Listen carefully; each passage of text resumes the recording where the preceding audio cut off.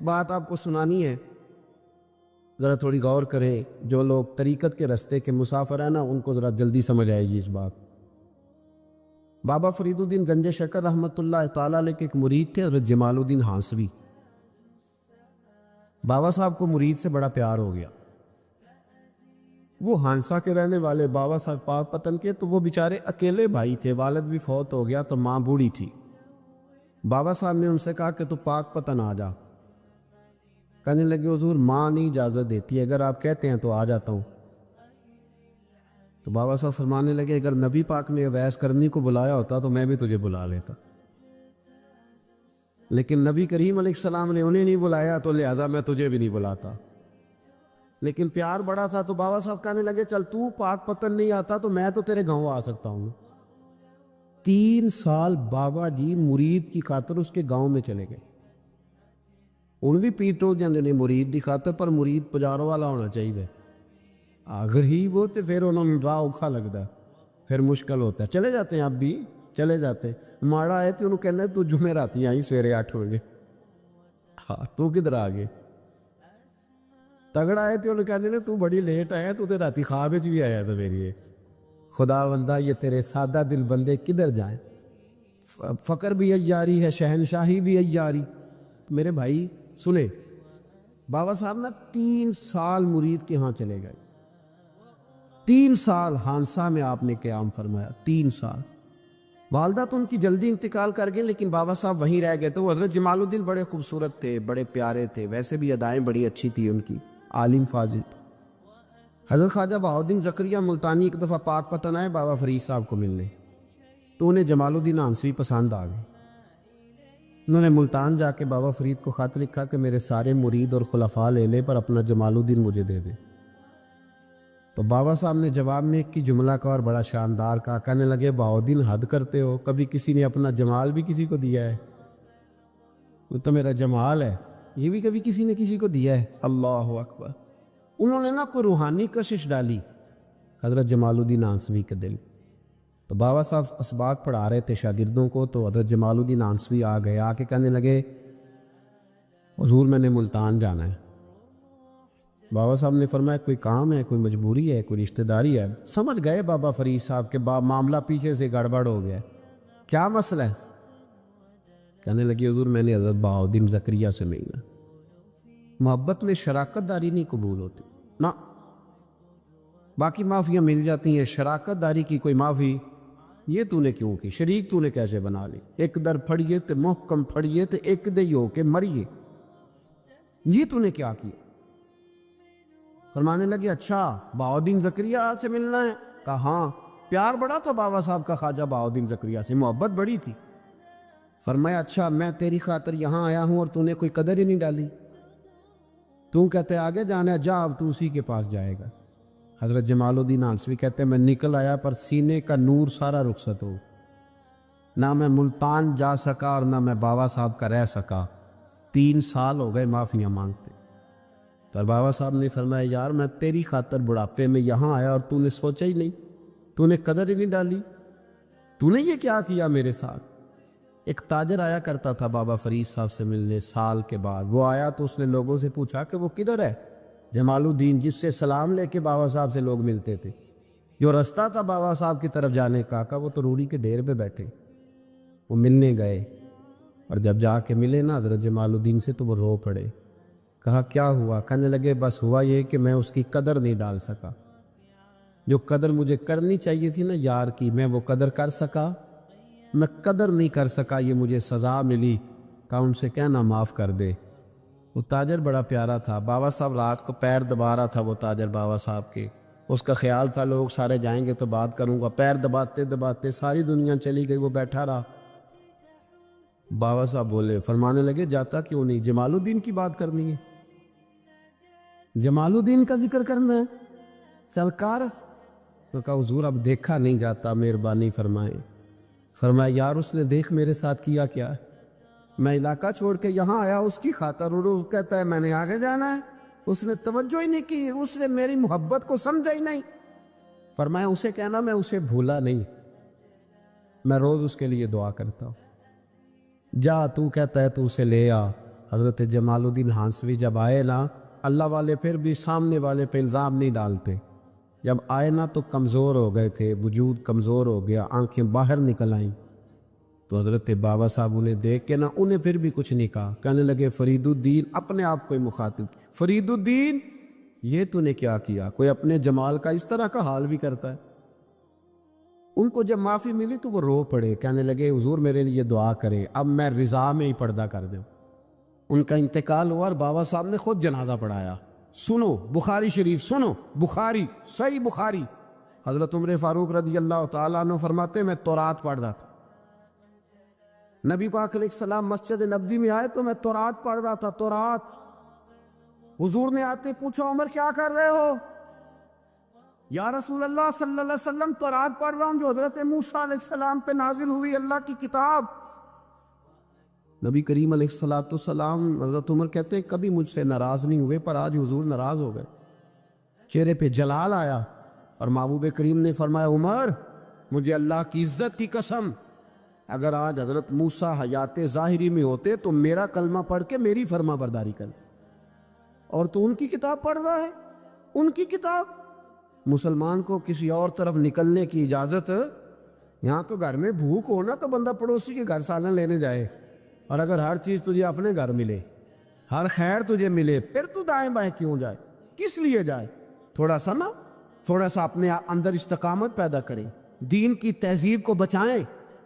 رحمت اللہ علیہ درویش تھے دلی کے، بہت سارے لوگ مرید تھے، ایک بڑا خدمت گزار مرید تھا، مزدوری کرتا تھا، غریب تھا، تو 6 بیٹیاں تھیں اس کی۔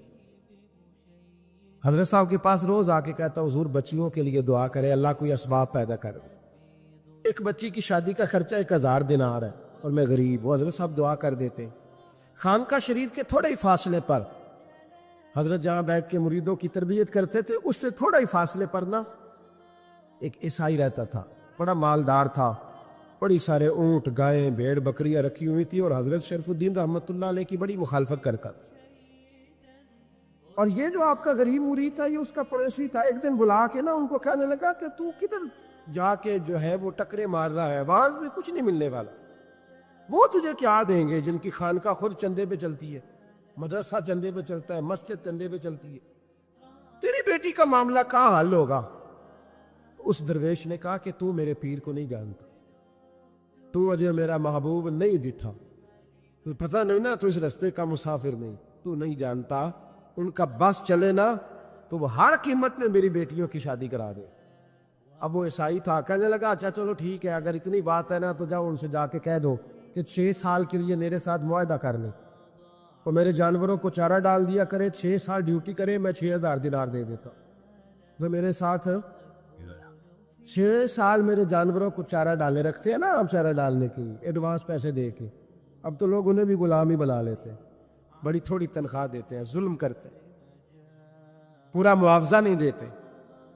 حضرت شیخ شرف الدین کے بارے میں وہ کہنے لگا جب اپنے پیر سے جا کے کہے کہ میرے جانوروں کو 6 سال چارہ ڈالے، میں 6000 دے دیتا ہوں، تو جو کہتا ہے ہر قیمت پہ جانے کو تیار ہے۔ اس نے جب یہ بات کی تو مرید نے ناراض ہو گیا، وہ لڑائی ہو گئی، گربان پکڑ لیا، جھگڑا ہوا، بات بڑی دور گئی، اس طرح کی بات کرتا میرے حضرت کے بارے میں، تیرے جیسے کہیں میں وہاں کام پہ رکھا دوں۔ جب وہ بڑی بحث ہوئی، بات محلے میں، علاقے میں پھیل گئی، دنیا نے سن لی تو شیخ شرف الدین تک بھی پہنچ گئی، اس طرح جھگڑا ہوا ہے۔ لوگ سو گئے عشاء کی نماز کے بعد، حضرت صاحب نے نا سر پہ کپڑا لیا، اس عیسائی کے دروازے پہ دستک دی، وہ باہر آیا، فرمانے لگے لوگ تو سوچ سمجھ کے ملازم رکھتے ہیں، تو نے بھی تو سوچ ہی لیا ہوگا، تبھی تو مجھے آفر کی ہے، تو اپنی آفر پہ قائم ہے، واقعی مجھے رکھ لے گا اور 6000 دینار دے دے گا؟ کہنے لگا جا بابا کام کر اپنا۔ فرمایا نہیں، تو نے اتنے لوگوں میں بات کی، اتنی بحث ہوئی، تو قائم ہے؟ کہنے لگا میں تو قائم ہوں، پر آپ نے نہیں قائم رہنا۔ فرمایا میں سوچ سمجھ کے آیا۔ اس نے کہا آپ ڈیوٹی کریں گے، بحثوں کو چارہ ڈالیں گے؟ فرمایا ایک شرط، بس جب اذان ہو جائے نا تو مجھے رب کی نماز پڑھنے کی اجازت دے دے، باقی صبح و شام جو تو کہے گا۔ اگر اس غریب کی بیٹیاں بیائی جائیں تو مجھے اور کیا چاہیے، اس کی 6 بیٹیوں کا بوجھ ہے اس کے سر پہ، تو مجھے رکھ لے۔ اللہ اکبر۔ وہ کہنے لگا چلے پہ میرے ساتھ خط بندگی کر لے، آج کل ہم اس کام کرتے ہیں، اس زمانے میں خط بندگی ہوتا تھا، غلامی کا خط، قاضی شہر کے پاس، یعنی اس کا خیال تھا کہ چلو اس کام کی بات کروں گا تو بھاگ جائیں گے۔ فرمایا چل میں تیار ہوں۔ قاضی تک گئے، طے ہو گیا، 6,000 دینار دے دیے۔ حضرت نے مرید کو بلایا، فرمایا پتر یہ لے جا، جا میری بیٹیوں کو روانہ کر دے۔ کہنے لگا حضور یہ کیا کر رہے ہو آپ، کچھ سوچے؟ فرمایا یار جب تجھے بیٹا بنا لیا تو پھر میری پوتیاں تو لگتی ہیں نا، میرا حق تو بنتا ہے نا، جا کے ڈیوٹی کر، ان کو بیاہ دے۔ بات پھیل گئی، بادشاہ بھی عقیدت مند تھا، وہ 12,000 دینار لے کے پہنچا۔ کیا بتاؤ ان رب کے بندوں کا دل کیسا ہوتا ہے، کیا درد ہوتا ہے، کیا رنگ۔ 12,000 دینار لے کے بادشاہ آیا اور آ کے حضرت کو پیش کیے کہ حضور آپ دیں اس عیسائی کو ڈبل دیں اور جائے کام کریں۔ آپ فرمانے لگے تو پیسے دے، شرطیں نہ لگا، میرا جہاں دل کرے گا میں خرچ کروں گا، مجھے تو مزہ ہی اب آنے لگا ہے، ابھی تو لطف آ رہا ہے، ابھی تو ذائقہ آیا ہے کچھ کرنے کو، پیسے دینے ہیں تو دے، پابندی نہ لگا، جہاں میرا دل کرے گا میں۔ اس نے کہا حضور ٹھیک ہے رکھ لے۔ حضرت نے فجر مسجد میں پڑھی، جیب میں 12,000 دینار تھے، اعلان فرمایا بھی کسی اور کی بیٹی بھی بیٹھی ہے تو پیسے میرے پاس ہے۔ وہ 12,000 دینار بھی بانٹ دیا، اور 12,000 دینار بانٹ کے نا تو پھر چلے گئے کھیت میں چارہ کاٹنے۔ اس عیسائی کو کسی نے بتلایا کہ ان کے پاس تو 12,000 آیا ہے پر تجھ سے جان نہیں چھڑائی انہوں نے، وعدہ یہ ہوا تھا کہ 6 دیں گے تو جائیں گے، جب تک دیں گے نہیں تیرے گھر میں کام کریں گے۔ وہ نا چارہ کاٹ رہے تھے، حضرت صاحب تو وہاں پہنچ گیا، دور جا کے کھڑا ہو گیا، کہنے لگا بابا پہلے تو میں نے مسلمانوں کے اخلاق سنے تھے، اب تو میں نے دیکھ بھی لیے، پر یہ بتا جب 12,000 آیا تھا جان کیوں نہیں چھڑائی؟ تو حضرت چارہ کاٹتے کاٹتے رو پڑے، فرمانے لگے تو نہیں نہ جانتا یہ بیٹیاں سانجھی ہوتی ہیں، پتہ نہیں نا، میرے رسول پاک نے تو خاتم تائی کی بیٹی کے سر پہ کپڑا رکھ کے کہا تھا بیٹیاں برابر ہوتی ہیں، تو یہ نہیں پتا جب اس کی 6 بیٹیوں کی شادی ہوئی ہے میرے اندر روحانیت کتنی بڑی ہے۔ فرمایا پھر 12,000 آیا ہے تو 2-4 بچیاں پھر گئی ہیں، یہ نہیں پتا میں اندر سے راضی کتنا ہوں، میں تیری نوکری کرتا رہوں گا، پتہ نہیں اللہ کتنی بیٹیوں کو بیاہ دے گا۔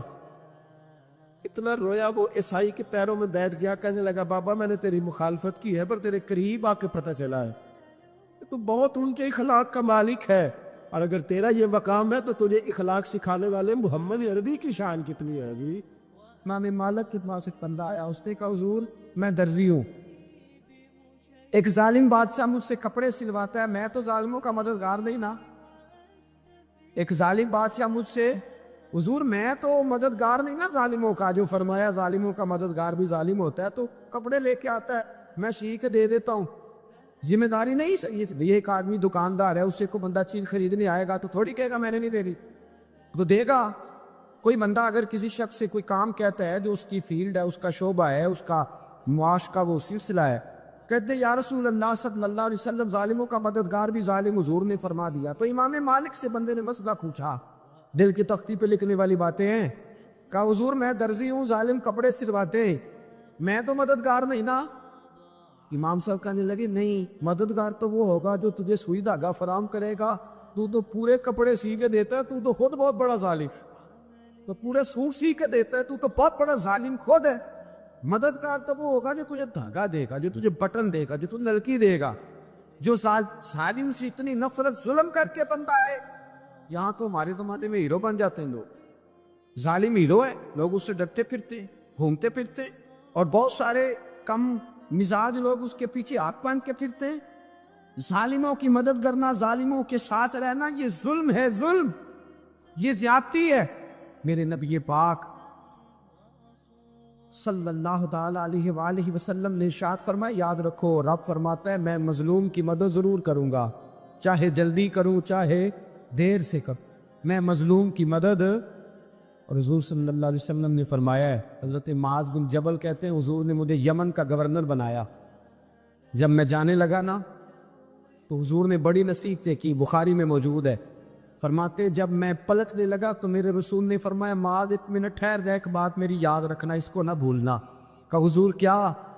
فرمایا دیکھنا کسی پہ ظلم نہ کر بیٹھنا، کہیں تجھ سے زیادتی نہ ہو جائے۔ محبوبہ پھر حضور نے فرمایا سن میرے معاذ، میں تجھے گورنر بنا رہا ہوں، زیادتی نہ کر بیٹھنا، یا رسول اللہ صلی اللہ علیہ وسلم کیا ہوتا ہے؟ تو میرے کریم نے فرمایا جب مظلوم دعا کے لیے ہاتھ اٹھاتا ہے تو عرش کا مالک کہتا ہے فرشتوں پیچھے ہٹ جاؤ. عرش کا مالک کہتا ہے فرشتوں پیچھے ہٹ جاؤ، دروازے کھول دو. فرمایا مظلوم اور رب کے درمیان شے حائل کوئی نہیں. بڑے غور کے ساتھ سورہ مومنون کی ان ابتدائی آیات پر غور کرنا چاہیے. رب فرماتا ہے قد افلح المؤمنون، تحقیق مومن کامیاب ہو گئے. کون سے مومن؟ الذین ہم فی صلاتہم خاشعون، وہ جو اپنی نمازوں میں گڑ گڑانے والے ہیں، خشوع کے ساتھ، عاجزی کے ساتھ، انکساری کے ساتھ، ذوق کے ساتھ نماز پڑھنے والے ہیں. والذین ہم عن اللغو معرضون، اور وہ جو بیہودہ باتوں سے منہ پھیرنے والے، لغویات سے اپنا رخ پھیرنے والے، سنجیدہ لوگ. پھر ارشاد فرمایا والذین ہم للزکاۃ فاعلون، جو زکوٰۃ دینے کا کام کرنے والے ہیں. پھر فرمایا والذین ہم لفروجہم حافظون، اور وہ لوگ جو اپنی شرمگاہ کی حفاظت کرنے والے، اپنی شرمگاہ کی حفاظت کرنے والے. الا علی ازواجہم، مگر یہ کہ اپنی بیویوں پر، او ما ملکت ایمانہم، یا اپنی شرعی باندیوں پر. اس زمانے میں جو لونڈی خریدی جاتی تھی اس سے بھی وطی کرنا جائز تھا، اگرچہ اب لونڈیاں موجود نہیں ہیں تو یہ فعل بھی موجود نہیں، سوائے اپنی بیویوں پر یا شرعی باندیوں پر. فإنہم غیر ملومین، فرمایا جو یہ کام کرے اس پر کوئی ملامت نہیں ہے. اپنی بیوی کے پاس شرعی طریقے سے جائے یا باندی کے پاس جائے.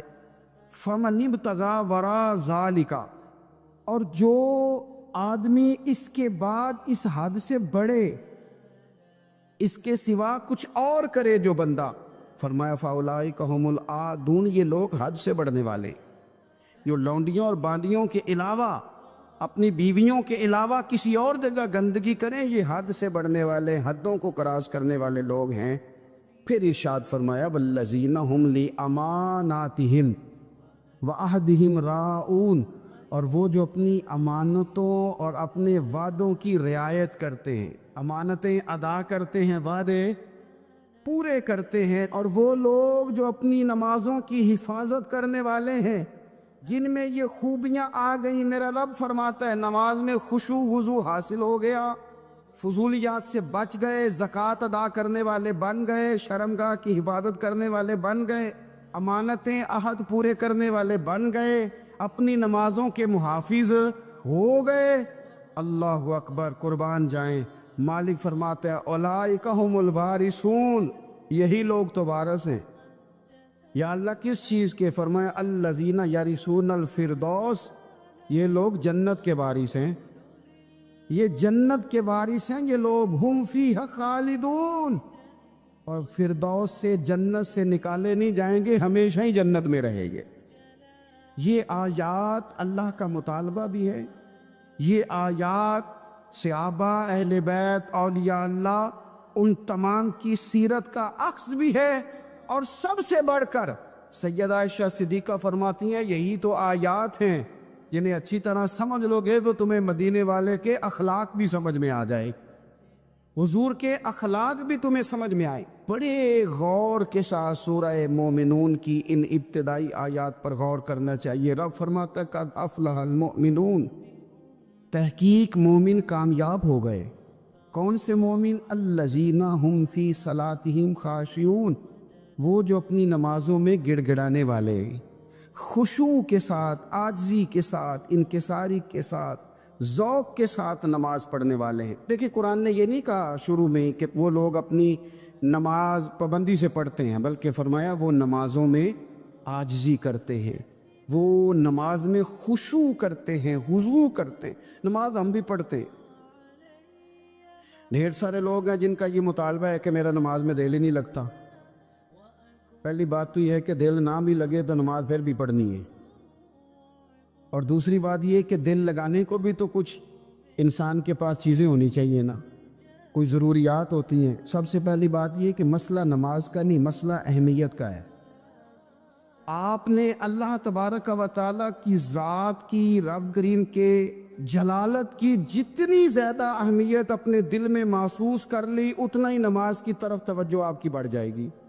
آپ سادی سی مثال ہے، غور کر لیں، جتنا آپ اپنے استاد کو پروٹوکول دیتے ہیں، جتنی عزت کرتے، اتنا ہی وقت پہ آپ ان کے پاس پہنچ بھی جاتے۔ اگر آپ کے دل میں اہمیت نہیں ہے تو آپ ٹال دیں گے، اور جس استاد کی اہمیت ہے اس کے فون کی گھنٹی بجتے ہی فون بھی اٹھایا جائے گا، اور بات پوری مکمل بھی نہیں ہوگی تو کہا جائے گا جیسے آپ کہیں گے، اور جو وقت وہ دیں گے ان سے 10 منٹ پہلے پہنچنے کی کوشش بھی کی جائے گی۔ بس سمجھ لیں، دل لگنے نہ لگنے کا مسئلہ نہیں، اہمیت کا مسئلہ ہے۔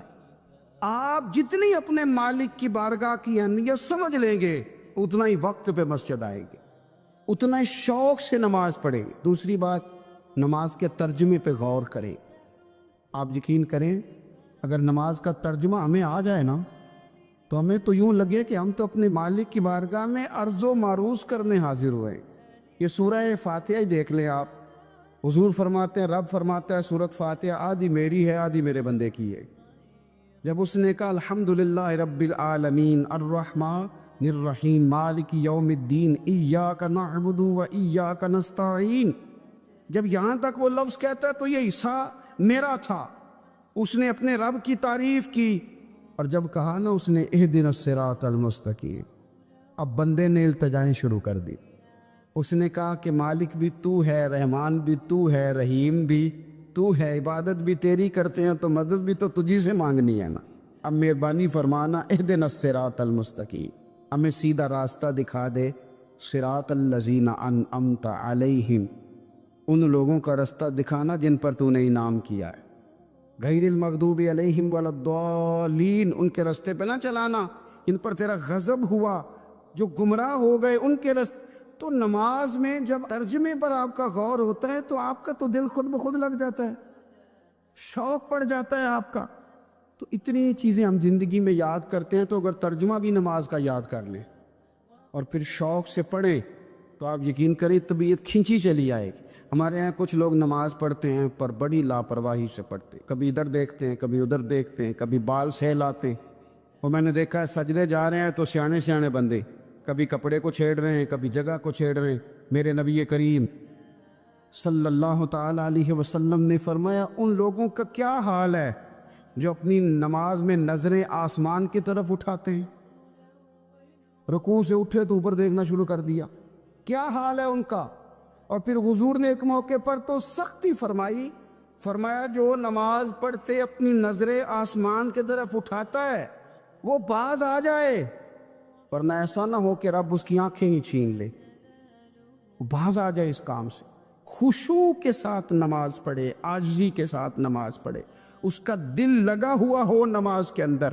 میرے نبی پاک صلی اللہ تعالیٰ علیہ وآلہ وسلم کے غلام حضرت انس بن مالک رضی اللہ تعالیٰ عنہ فرماتے کہ رسول پاک صلی اللہ علیہ وسلم نے مجھ سے فرمایا تھا کہ بیٹے نماز میں ادھر ادھر دیکھنے سے بچو، کیونکہ فرمایا نماز میں ادھر ادھر توجہ کرنا یہ بندے کو ہلاک کر دیتا ہے، ہلاکت ہے اس میں۔ اگر تم نے ادھر ادھر توجہ کی، نماز تم مالک کی بارگاہ میں کھڑے ہو اور تم دیکھ ادھر ادھر رہے ہو، تو ایک تو نماز عاجزی کے ساتھ، پھر فرمایا والذین ہم عن اللغو معرضون، وہ لوگ جو فضول باتوں سے، لغویات سے اپنا منہ پھیر لیتے ہیں، فضولیات سے۔ ہمارے یہاں نا بہت سارے لوگ ایسے ہیں کہ بلا وجہ ان چیزوں میں دلچسپی لیتے ہیں جو ان کے مطلب کی نہیں ہے، ان کے مطلب کی مطلب آپ کسی سے ملنے کہتے کیا حال ہے، ٹھیک ہے جی، بچوں کا کیا حال ہے، ٹھیک ہے، بچے کتنے ہیں؟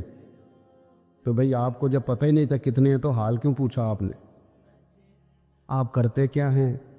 آپ کا بڑا بھائی کیا کرتا ہے، چھوٹا بھائی کیا کرتا ہے، ابا جی کیا کرتے ہیں؟ بھئی آپ کے مطلب کی بات نہیں، آپ مطلب کی مقصد کی بات کریں، بے مقصد باتوں میں الجھنے کی ضرورت نہیں ہے۔ دیکھیں اپنا ادارہ میں چلاتا ہوں، اپنا گھر آپ چلاتے، اپنی ڈیوٹی آپ کرتے، آپ کو زیادہ بہتر پتہ ہے کہ آپ اپنا گھر کیسے چلا رہے ہیں، مجھے زیادہ بہتر پتہ ہے کہ میں مدرسہ مسجد، مجھے زیادہ بہتر پتہ ہے اس کے اندر کون سی اصطلاح کس طرح کرنی ہے، یہ مجھ سے زیادہ بہتر کوئی بندہ جانتا نہیں۔ اب ہم کیا کرتے ہیں، جب ہم دوسرے کے کام میں مداخلت کرتے ہیں تو دو نقصان ہوتے ہیں، ایک تو اس کے ساتھ ہمارا رائے کا اختلاف ہو جاتا ہے، اور دوسرا ہمارے اپنے بہت سارے کام رہ جاتے ہیں، کیونکہ ہماری توجہ ہی دوسرے کی جانب تھی، اپنے بڑے سارے کام رہ جاتے. اس لیے بہت ساری ایسی چیزیں ہیں جن میں بلا وجہ کوئی مقصد نہیں. ہم پرانے لوگوں سے باتیں سنا کرتے تھے, ہمارے بزرگ کہا کرتے تھے جڑے پنڈ جانا نہیں, جڑے پنڈ جانا نہیں وہ راہ پوچھنے دی کی لغویات میں نہ الجھے, فضولیات میں نہ الجھے, یعنی ٹو میں رہنا, ٹو میں. آپ یقین کریں میں نے پرسنلی طور پہ اس چیز کو محسوس کیا ہے کہ ہمارے بہت سارے اہم حقوق صرف اس لیے مس ہوتے کہ ہماری اپنے سے زیادہ توجہ سامنے والے پہ ہوتے. سامنے والے میں نے دیکھا بڑے بڑے عجیب سوال اور بڑے بڑے انوکھے سوال, مطلب یہ کہ اتنی لمبی چوڑی, اور لوگوں کو بڑا پتہ ہوتا ہے یہ فلاں آدمی جو ہے اس کے بچے کتنے ہیں, وہ بیاہ کہاں پہ, کس کس علاقے میں ان کی شادیاں ہوئی. اتنی تفصیلات کی ہمیں ضرورت نہیں ہے. ہم سے تو ہمارے بارے میں پوچھا جائے, تو ہمیں اپنا معاملہ بڑا صاف ستھرا. دیکھیں کیا سونی بات کی مدینے والے رسول, قربان جائیں حضور کے جملوں پر. ایک شخص نے پوچھا حضور سونا اسلام کون سا ہے, خوبصورت مسلمان کون ہے؟ تو نبی پاک صلی اللہ علیہ وسلم نے فرمایا وہ خوبصورت مسلمان ہے جو بات اس کے مقصد کی نہیں, بے معنی ہے وہ بات وہ چھوڑ دے. بے مقصد باتوں سے الجھنا جو بندہ چھوڑ دے وہ مسلمان بڑا سونا مسلمان ہے. ہم کمزور اس لیے ہوتے ہیں کہ ہماری توجہ زیادہ دوسروں کی باتوں پر پڑتی ہے. پھر فرمایا والذین هم للزکاۃ فاعلون, وہ لوگ جو زکوٰۃ دینے کا کام کرتے ہیں, صدقات کرتے ہیں, خیرات کرتے ہیں, وہ کامیاب ہو جاتے ہیں. پھر فرمایا والذین هم لفروجہم حافظون, وہ جو اپنی شرمگاہ کی حفاظت کرتے ہیں. نوجوان میری بات پر توجہ کریں, فرمایا وہ لوگ جو اپنی شرمگاہ کی, والذین هم لفروجہم حافظون, وہ لوگ جو اپنی شرمگاہ کی حفاظت کرتے. حضور غوث پاک رضی اللہ تعالیٰ عنہ فرمایا کرتے تھے دو چیزیں انسان اپنی سنبھال لینا, ایک پیٹ اور ایک شرمگاہ. تو فرماتے تھے ولایت اس کے بڑی قریب آ جاتی. ہم نہ ان لذات میں الجھ جاتے. سیانے سیانے بندے روٹی کمر سیدھی کرنے کے لیے کھانی چاہیے, زبان کے ذائقے کے لیے نہیں کھانی چاہیے. یہ زبان کا ذائقہ لگ جائے یہ کہیں کا نہیں چھوڑتا انسان.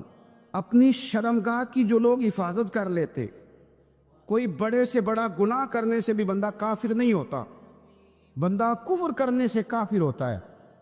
گناہ بڑے سے بڑا کرنے والا بھی گناہ گار ہے, کافر نہیں. لیکن بعض گناہ ایسے ہیں جو جس وقت بندہ کر رہا ہوتا ہے اس وقت وہ مومن نہیں ہوتا. میرے نبی کریم صلی اللہ تعالیٰ علیہ وسلم نے فرمایا جب کوئی شرابی شراب پیتا ہے اس وقت مومن نہیں ہوتا. جب کوئی چور چوری کرتا ہے تو اس وقت مومن نہیں ہوتا, اور جب کوئی زانی زنا کرتا ہے تو تب وہ مومن نہیں ہوتا. اتنی دیر کے لیے اس کے دل سے ایمان نکال لیا جاتا ہے. یہ جو ہمارے لڑکے بن سنور کے نکلتے ہیں, یہ جو میک اپ کا خرچہ لڑکیوں کے برابر لڑکوں کا ہوتا جا رہا ہے, یہ جو لڑکے بھی رات کو چہرے پر کریم لگا کر کے سوتے, یہ بتا سکتے ہیں کہ مقاصد کیا ہے؟ بتا سکتے ہیں؟ یعنی بچے بھی بغیر شیمپو کے بال نہیں دھوتے, مثلا کیا کرنا ہے آپ نے اس کا؟ بڑی بڑی قیمتی چیزیں جو ہیں وہ آپ نے رکھی ہوئی ہیں, مقصد کیا ہے؟ یہ جو ہمارے بچے بن سنور کے نکل رہے ہیں تو کیا دعوت دے رہے ہیں سوسائٹی کو؟ شارٹ نکرے پہن کے جو نکلے ہوئے, اریاں لباس پہن کے نکلے ہوئے. اقبال نے کہا تھا دیار مشرق ہوس میں غلطاں, شباب اریاں شراب اسیاں, جسے بھی دیکھو غری کے اسیاں. ہم ایسی تہذیب کیا کریں گے؟ شباب اریاں, تم نے اپنی جوانی ننگی کر ڈالی ہے ساری معاذ اللہ. کن مقاصد کے لیے؟ میں وہ اعداد و شمار بتا نہیں سکتا. ہمارے ہاں گاند سستا ہو گیا ہے, لوگوں نے گناہ تک پہنچنا آسان بنا دیا ہے. آپ دیکھ لیں گندگی دروازے پہ اور گند موبائل میں. کیسے بچائیں ان بچوں کو؟ کیا کریں؟ کلیجے پھٹتے. ابھی باتیں سوچتے ہیں تو سوچتے ہیں آنے والی نسل کو کہاں لے جائیں, کہاں چھپائیں, کیا ایسا کریں کہ یہ بچ جائیں. خدا را قربان جائیں حضرت عثمان غنی پر. مصنف ابن ابی شیبہ میں صحابہ فرماتے ہیں حضرت عثمان غنی نا بڑے مالدار تھے. مال آتا ہے تو لوگ عیاش نہیں ہو جاتے, مال آتا ہے تو لوگوں کی خواہشات بہت بڑھ نہیں جاتی. بڑے مالدار تھے, مالدار بھی تھے اور سونے بھی بڑے تھے. حضرت اسامہ بن زیاد کہتے ہیں میں نے زندگی میں اتنا سونا بندہ نہیں دیکھا جتنے حضرت عثمان غنی خوبصورت تھے. پیسہ بھی, حسن بھی, لیکن فرماتے ہیں کہ حضرت عثمان غنی سب سے بڑھ کر اپنی شرمگاہ کی حفاظت کرنے والے اور سب سے بڑھ کر صلہ رحمی کرنے والے, رشتہ داروں سے اچھا سلوک کرنے والے, حیا والے, شرم والے, پاکیزگی والے. آپ کا ذہن ہے, آپ صبح اٹھتے ہی ذہن بنا لیں کہ میں نے آج اتنا سبق پڑھنا ہے, آج اتنی تفسیر دیکھنی ہے, اتنی عبادت کرنی ہے, فلانی نعت میں نے دیکھنی ہے, فلاں خیر کا کام کرنا ہے, فلاں آدمی کے ساتھ نیکی کرنی ہے. صبح ذہن بنا لیں, آپ کا ذہن وہی کام کرنے لگے گا. لیکن اگر صبح اٹھتے ہی ذہن میں گندگی ہے, رات کو سوتے ہی معاذ اللہ ذہن میں وسوسے ہیں, بس سارا دن وہی چکی چلے گی, وہی انداز رہے گا. تھوڑا سا آپ کو اس کی نگرانی کرنی ہے, تھوڑا سا.